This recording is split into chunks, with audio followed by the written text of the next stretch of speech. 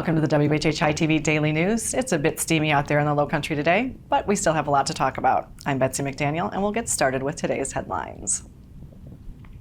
Well, the battle over access to bank accounts in Jasper County is on. The County Council has hired lawyers to fight off the request of County Treasurer Michael Skinner to have access to 73 bank accounts he says are being hidden from him. Those new County Council lawyers will be investigating Skinner's use of county funds as part of the case. Skinner says he's just trying to do his job as treasurer by having access to all county bank accounts and says if the county will give him that access, he will drop the lawsuit. Looks like all of the Beaufort County towns and cities have approved budgets for the next fiscal year before the July 1st deadline. We have already told you about Bluffton and Hilton Head's budgets, and now Beaufort has approved a budget which is a little over $55 million. That is actually about $2 million less than last year's budget, and the tax rate will be unchanged from last year. Employees are getting a 3% cost of living raise on top of a 2% merit raise, and the town is covering increases in healthcare premiums for employees. About $21.5 million of that budget is for capital projects, including improvements to Southside, Washington Street, and Volunteers Parks, streetscapes for Calhoun Street, Allison Road, and Duke Street, and the Pigeon Point Boat Landing. As we have mentioned before, the Georgia Ports Authority has been touting the necessity to either build a new Talmadge Bridge or tunnel under the Savannah River in order to handle bigger cargo ships that are expected in the coming years. It turns out there is a competitive economic factor in the discussion. The Savannah Port is currently the fourth busiest port in the country, handling nearly 5 million of those 20-foot containers you see on top of those ships each year. The port just up the coast in Charleston handles only about half of that many containers and is currently the 8th busiest port. But Charleston's Ravenel Bridge is 20 feet higher than the Talmadge Bridge, so that port is already in position to handle the next generation of cargo ships. So even though the cost of a new Talmadge Bridge, which is expected to be about $1.2 billion, or a tunnel, which would cost about $2 billion, seems like a high price tag, it may be worth it as the port has an economic impact of about $60 billion a year.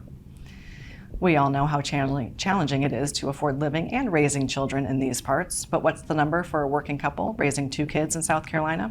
And how does it compare to the rest of the country?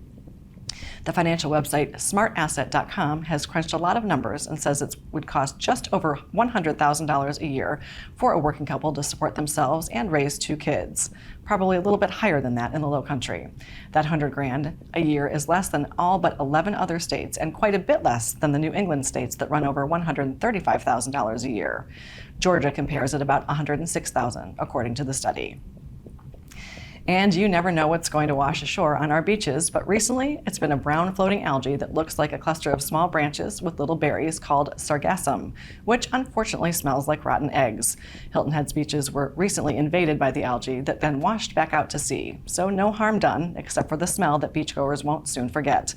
The weekend storms south of us are being blamed for the occurrence, which doesn't happen often. In fact, the last inundation was back in 2011. The media sources on your screen will have more on these and other stories, and we would love for you to like us on Facebook and follow us on Instagram at WHHI-TV. And if you have an idea for a news story, we'd love to hear it, so drop us a line at news@WHHITV.com. Well, is it going to stay this hot out there? Let's find out with our Lowcountry Crawl Spaces weather with Maria Soden. Thanks, Betsy. Yep, so taking a look ahead, as we are officially in summer, that does mean we're going to be seeing more scattered thunderstorms rolling in and out of our area. So taking a look at Thursday, it's going to be partly cloudy with a heavy thunderstorm in the afternoon, but then again, it should be clearing up by the evening. Hilton has a high of 91, a low of 78. Bluffton's of a high of 93, a low of 76. And Beaufort's of a high of 94, a low of 77. The sunrise for Thursday is going to be at 6:18 and sunset's going to be at 8:33. Taking a look at the tides. Low tides be at 9:19 a.m. and high tides be at 2:25 p.m. Taking a look into the rest of the week and into the weekend, Friday through Sunday, mostly going to look the same. We're going to start the day off sunny to partly cloudy, and then we're going to see scattered thunderstorms throughout the afternoons, but then again, they should be clearing up by the evening. Highs are going to be in the low 90s, lows are going to be in the mid 70s. That's it for your Lowcountry Crawl Spaces weather. Let's head it back to the desk. Thanks, Maria. Well, after a quick break, we're going to chat with Jeff LaRue about irrigation schedules. Don't go away.